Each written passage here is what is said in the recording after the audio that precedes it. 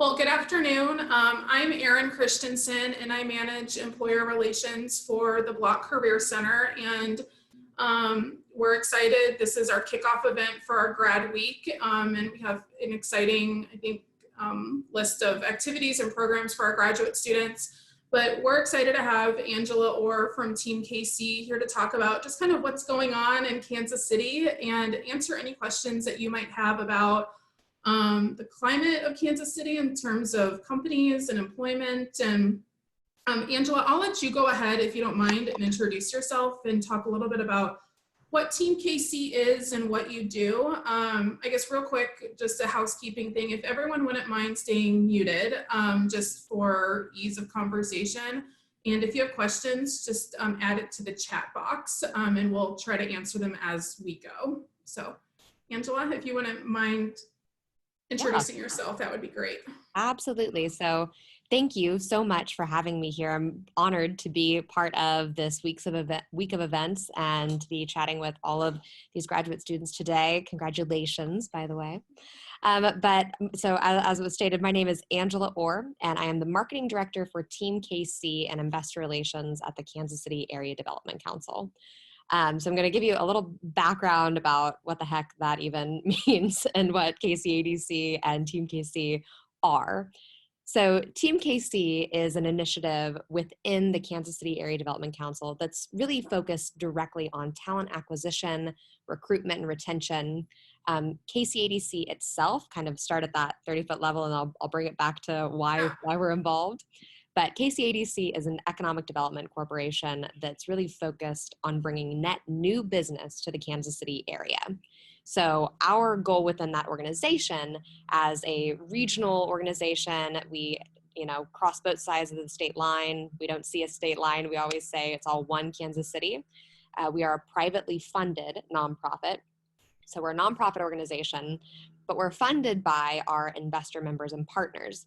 And that kind of circles back into the purpose and benefit of TeamKC, and where TeamKC partners with our investor organizations directly within those HR and talent acquisition areas. And we help to sell the Kansas City story alongside a job opportunity. So, and it may sound a little crazy, especially given our current day-to-day, but our usual MO is that whenever a candidate is considering working for Garmin, Garmin can tell the Garmin story, and they know all the benefits of their organization and can sell the culture and everything there. But why would somebody move from, Boston to Kansas City?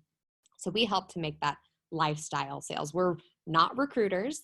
We are marketing and branding lifestyle sales. And we may sound familiar to some of you if you've worked within the Kansas City region in the past, especially interning over the last couple of summers. We host the MyKC Summer Intern Program. And MyKC is, everything that the name says. The goal of MyKC is to make sure that people that are interning or young professionals in the Kansas City area, that you are connecting to one another, you're connecting to the community, finding ways to get involved and able to experience life in Kansas City.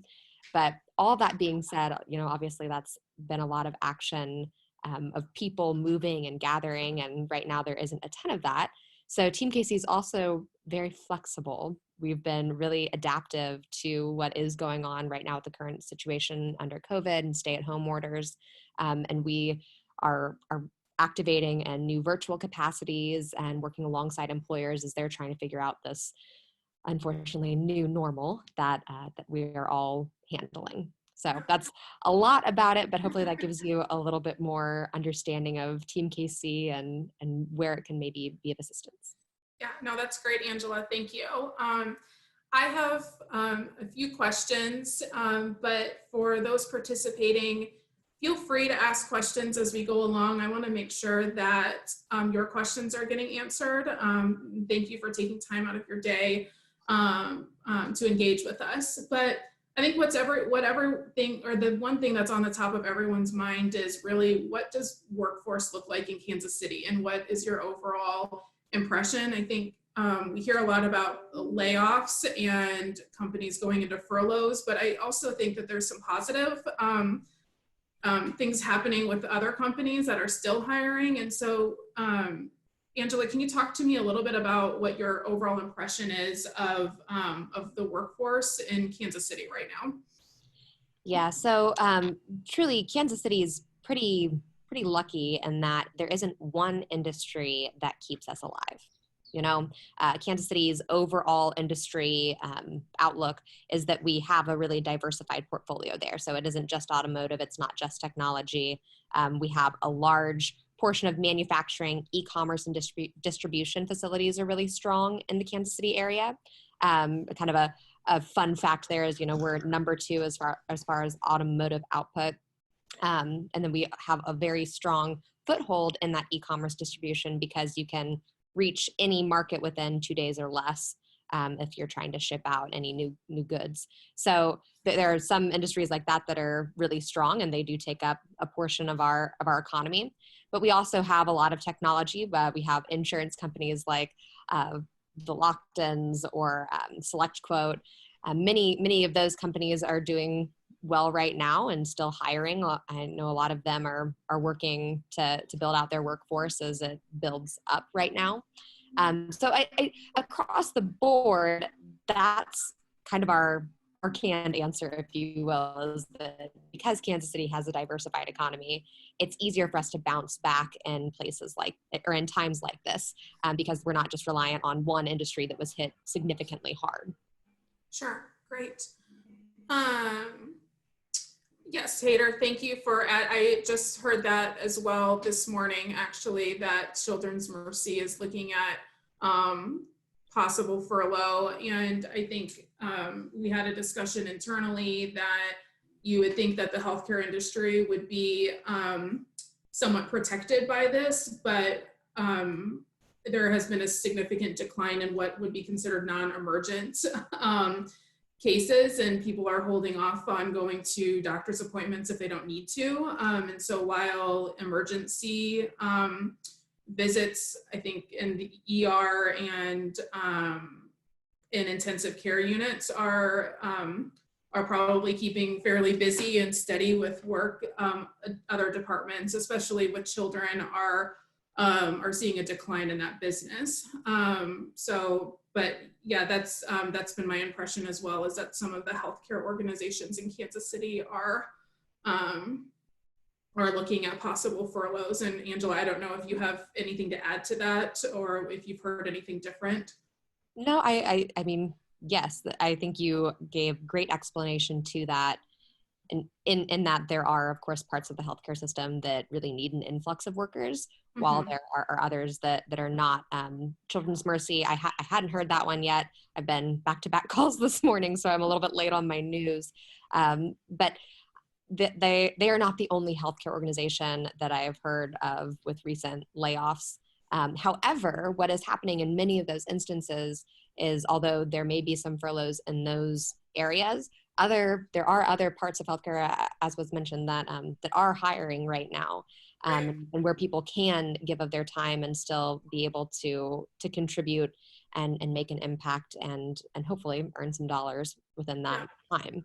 So I think overall what you're seeing is just kind of the flex of what is needed and what we're having to do without right now. It's been really incredible to see the workforce surrounding our hospitality workers.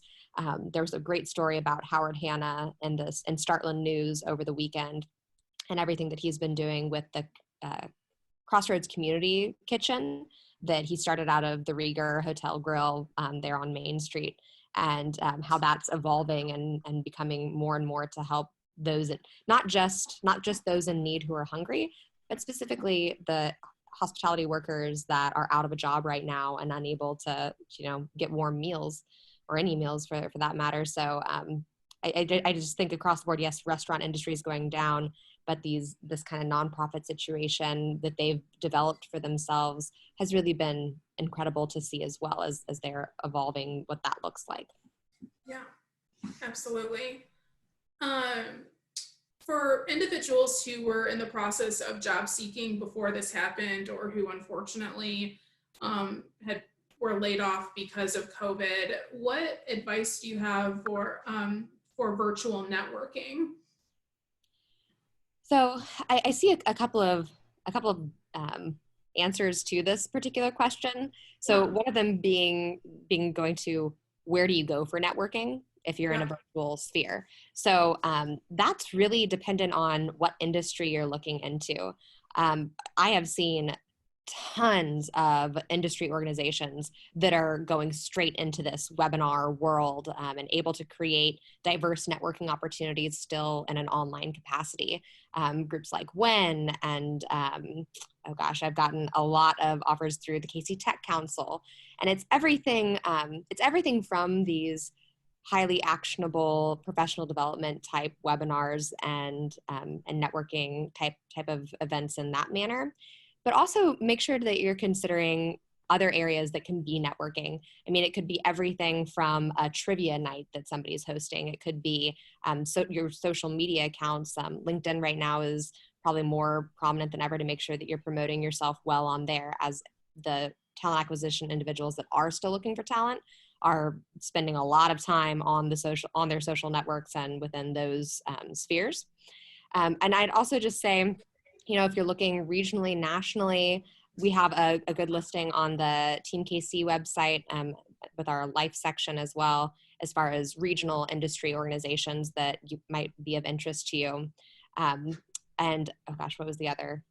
Central Exchange for any ladies out there. They have been offering some really fantastic programming as of late. I know they put a bunch of things on their events calendar recently.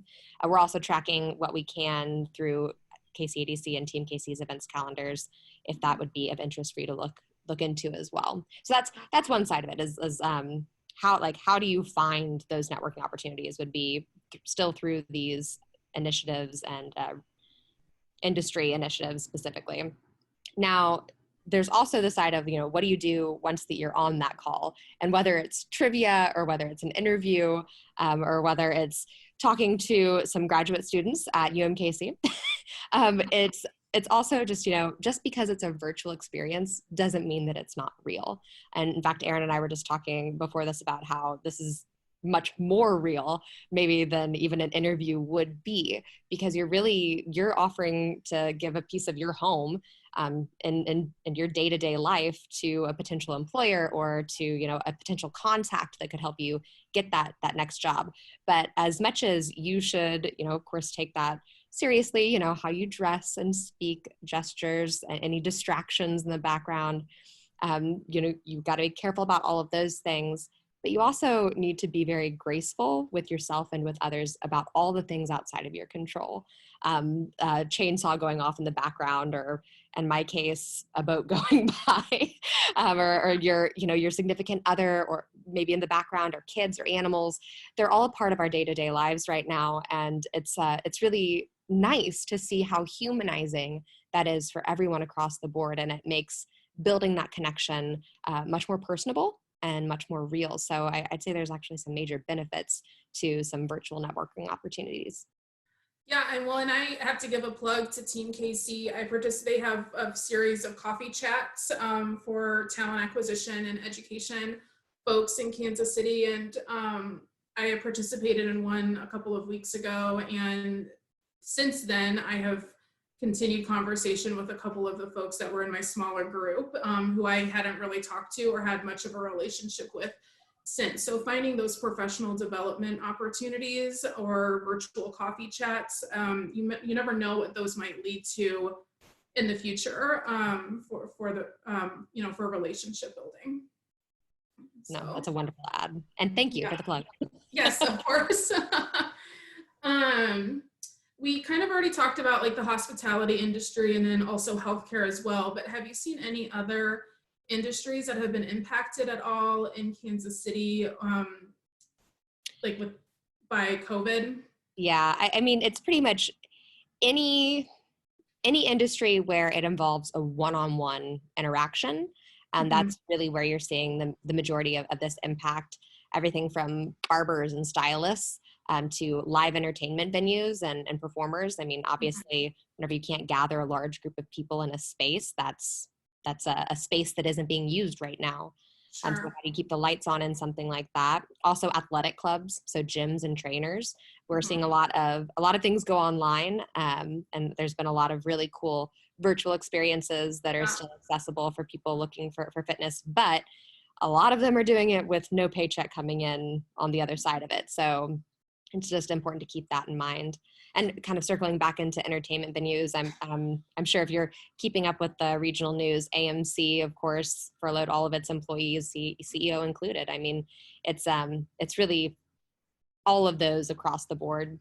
Small businesses are being affected just because it can be really difficult to build up your clientele if you're recently started. So, more of that startup phase. And even just small businesses, I'm sure you've also seen all the news about all the loans, everything that the government and local government are trying to do to help assist these companies and keeping their employees a paycheck to paycheck situation. But the full impact of what this is going to do to the economy overall and what it's going to do to businesses overall, we're not going to know until we're a little bit closer to the other side. But there's some high potential for major lasting changes. I mean, especially whenever it does come to some of these service industries and how they do business. So if a company can provide a service without their consumers leaving their homes, that they're able to get through this, but go completely virtual, that's going to be an expectation permanently moving forward. So how do they staff for the before and the after of this type of a situation? Or also, certain businesses that maybe at one point said, work from home isn't for us. We need everybody to be in the offices all the time. If they're able to flex in this time, then its employees are going to have that expectation that a flex schedule and work from home is a bit more on the ready across the board. I mean, if your company is able to stick through it, work from home right now, then what's to say that can't be an option, at least moving forward? Yeah, I just had a conversation with a company who had a fairly strict no work from home policy on a consistent basis. I think if it was a one-off thing, it was different, but they didn't have any permanent work from home situations. And obviously that's changing for them, and they're still hiring. And she was talking about how much this could vastly expand or broaden their hiring pool after we overcome this. If they're having if they have a hard time moving a candidate here, or vice versa, if there are people in Kansas City who don't want to leave Kansas City, but you have now the opportunity to work somewhere virtually permanently, it could potentially open up a lot more opportunities for companies for hiring if they're not having to relocate either people here or have people leave Kansas City. Obviously, we don't want anyone to leave Kansas City, but yeah, I think we talk about it all the time. I mean, this will change how people, and it could be hopefully for the positive, how everyone does business in the future. Yeah. Yeah. It's certainly been interesting to see how certain industries have flexed to it and away from it. I mean, I was reading this morning about the Raphael Hotel. I did do a little bit of research, but how they've been able to at least keep their doors open a little bit. I know the Fontaine on the Plaza is another hotel that is, of course, hurting right now because they can't be at full capacity, but not only are they open, they're offering some discounted rates for individuals that are coming into Kansas City to help out in the healthcare systems, or just people that are here part-time trying to help out in other ways. So it's been interesting to just see all of those coming together. We've had some cool phone calls too with people like Charlie Hustle and Visit KC, and pulling together and how can they do anything to give back. I think that you may have seen the Stay Home KC shirts that were given to all of the healthcare workers. And that's something Charlie Hustle provided and was able to make donations. They've also started selling masks. And I think you get a package of 3, and for each mask they give, I think at the beginning it was 5, and then I think it became a 1-to-1 situation. Just from a supply standpoint, but they've been able to donate, I want to say, close to 20,000 masks at this point, and their goal is a little bit higher. So, yeah. I'll say that's probably been the coolest thing about this whole situation, or maybe the silver lining, is how awesome companies have been, at least in Kansas City, and how willing they are to, retool, like Rieger, making hand sanitizer, retool what they previously did into supporting the community to the best of their ability. Yeah. Yeah. It's super cool. And that's something that, yes, I feel like I've seen some more stories nationally about other areas. I know, I'm going to get his name wrong, Jose Andres in Washington, D.C. He's done, he's worked a lot in crisis situations. He's gone to help many communities over the past, and sounds like Rieger really kind of based their model off of what they've seen him do, which is fantastic. But I have to say too, though, you're talking about Rieger as far as the hand sanitizer and Charlie Hustle and the masks and just all of our different nonprofits and the creative community coming together as a whole, that's really a Kansas City thing. So as far as our work and selling Kansas City as a destination for business and talent, that's something that always comes back to us and feedback after we have visitors that are here, that there's a sense of collaboration within our community that you really don't necessarily see across the board. And it is obviously a devastating time right now to bear witness to all of these things, but it's so incredible to know that that's so ingrained in our culture. Like, we really are just a community that wants to help one another. And I obviously am very passionate about all of these people and being a part of a community that can do so much for one another. Yeah, absolutely. So my last question, and then feel free, like I said, to ask questions in the chat box, but most of our graduate students are currently working while getting their MBA or MSF, or even MSA, but some of them are looking for possible summer internships. And internship hiring is obviously different than full-time hiring. What is your pulse on current internship offers continuing to be extended for the summer? Yeah, so we, as Erin mentioned, we've had a couple of intern chats recently. Last week we had a little round 2, and just, being fully transparent, and you can go to our Twitter account and kind of see the difference in the polls. Yeah. It went from, what was that? What that would have been 4 to 5 weeks ago. There were, can you hear that? Yeah. Sorry. But 4 to 5 weeks ago, there were about 6% of the companies that joined us on that call that said they were going to be canceling their internships, and that went from a 6% to a 30% over 2 weeks. Yeah.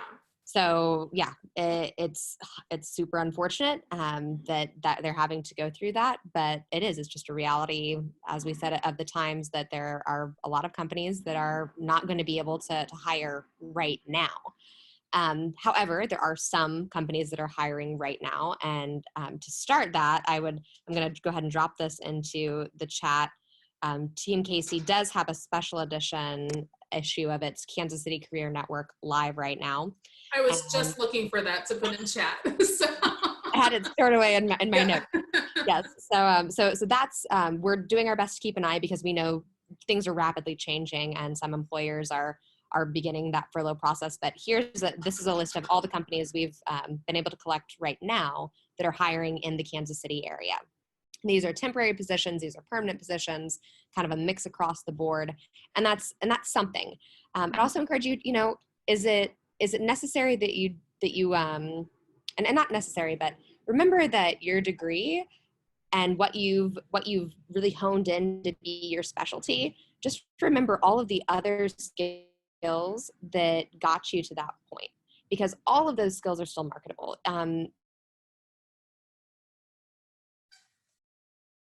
There are other opportunities for you to still use the skills that you've built, and how you may be able to retool those into a different field for now, and maybe discover that there may be something else that you could very much enjoy to be doing it in your day-to-day.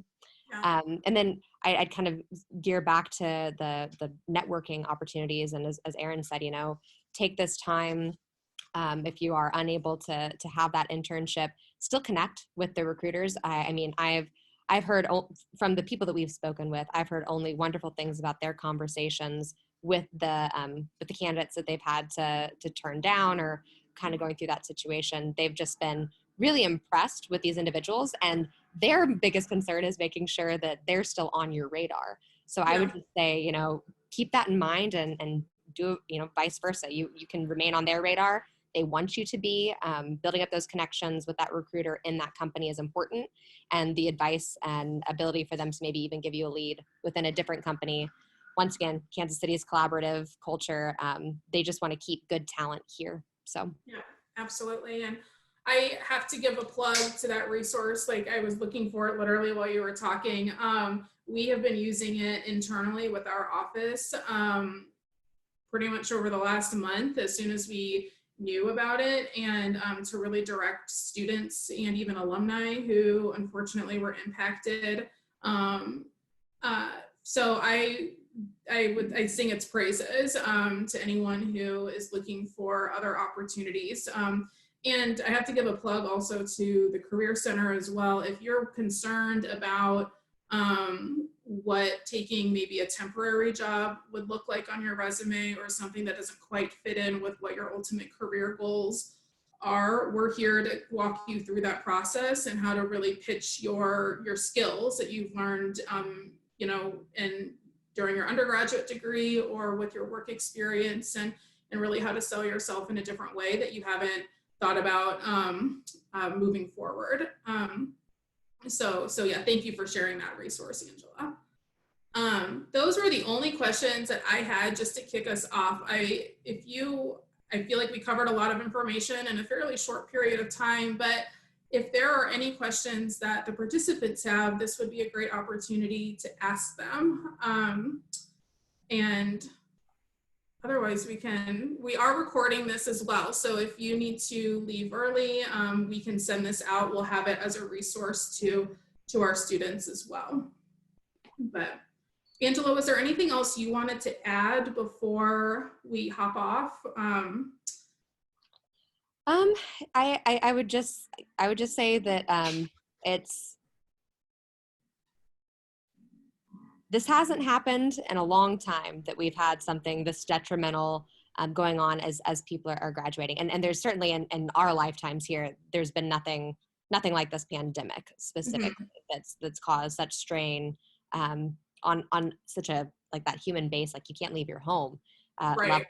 And I would just say that across the board, I keep going back to this this feeling that, you know, people are going to be understanding every struggle that you're going through right now, trying to push yourself into that next level to be the best within your industry or career field. All the big dreams that you have, like, they are still out there, they are still attainable.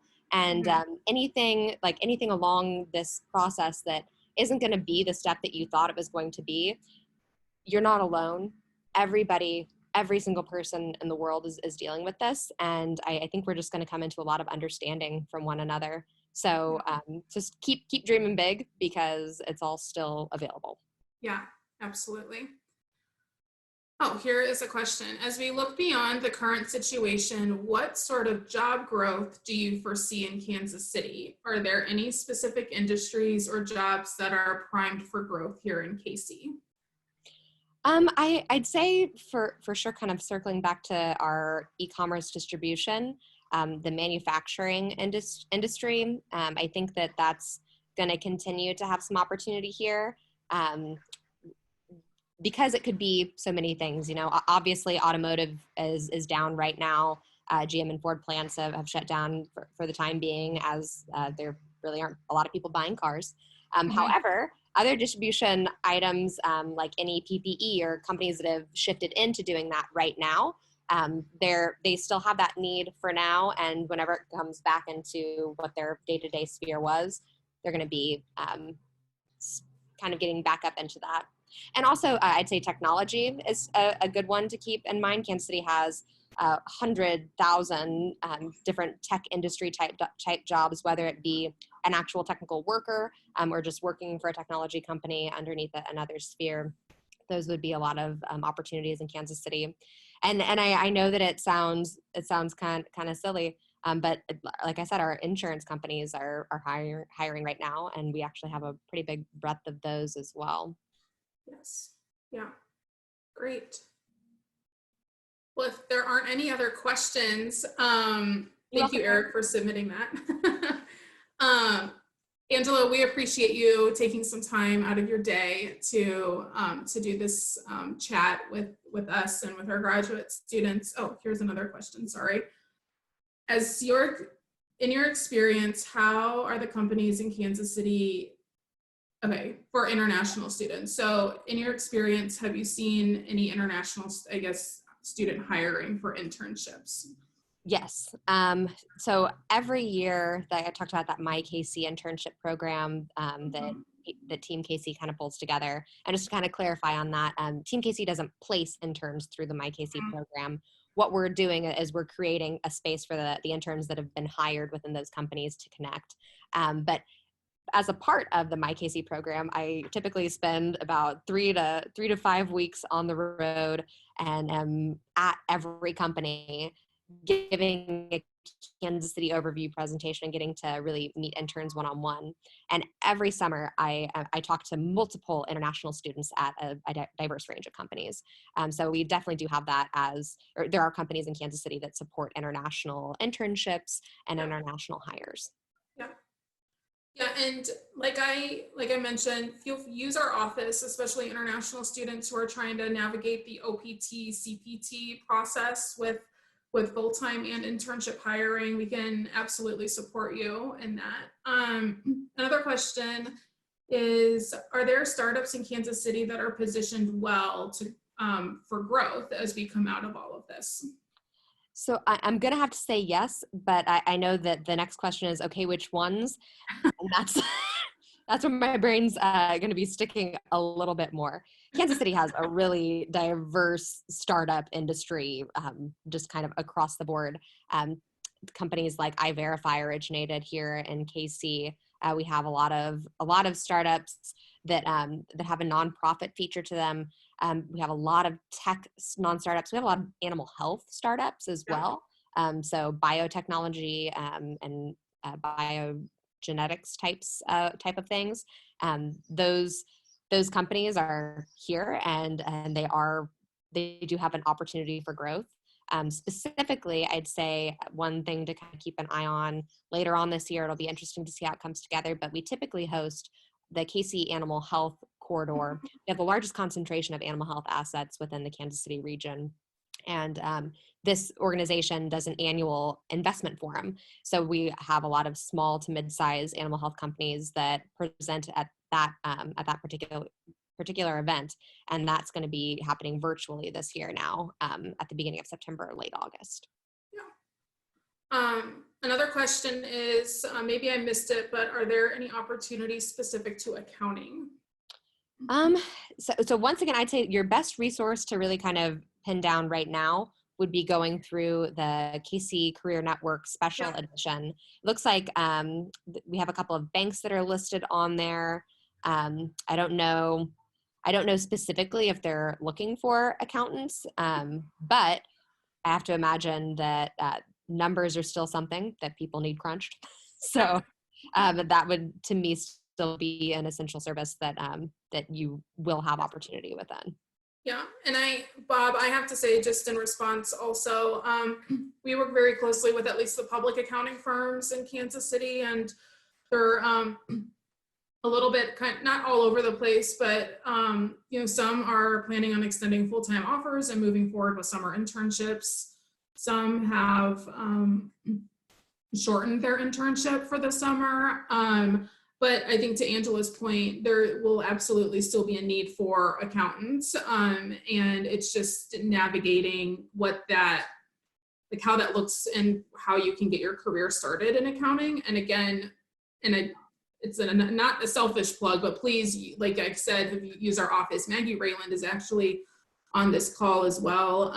And she manages our professional development for our students. And she is a whiz and an expert when it comes to accounting and working with both undergraduate and our MSA students. And so definitely reach out to Maggie to talk about kind of what your career goals look like specific to accounting, and we can assist with that. Okay, great. I love the flood of questions right at the end. That was awesome. Well, again, Angela, thank you so much. Thank you to all of the participants. Hang in there, everyone, and be safe. Angela, enjoy your change of scenery. If you didn't know, I don't think Angela said, but she's at the lake right now, just to get out of the city and to change the scenery, and I don't blame her. So everyone enjoy your week, and we have a whole series of events later this week, or throughout the week, I should say, both internally that we're putting on, programming with our own staff and faculty internally, but then also with some external partners such as TeamKC throughout the week. So be on the lookout for that, and feel free to reach out if you have any questions. So. Awesome. Well, thank you so much for having me. This was lovely. And if anybody has any questions, Erin knows how to get a hold of me. So thank Great. you. Thank you, Angela. Yeah.